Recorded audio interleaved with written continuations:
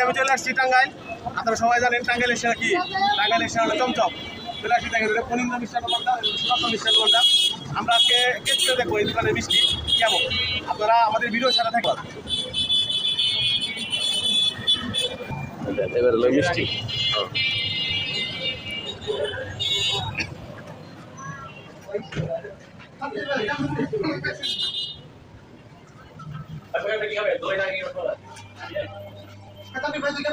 দুই খাবো আমি।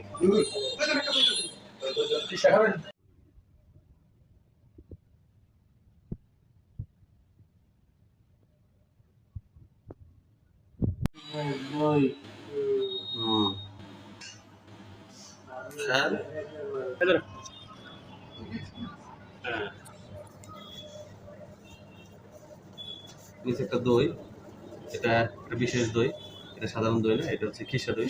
তাহলে টেস্ট করি কেমন স্বাদটা। বিসমিল্লাহ।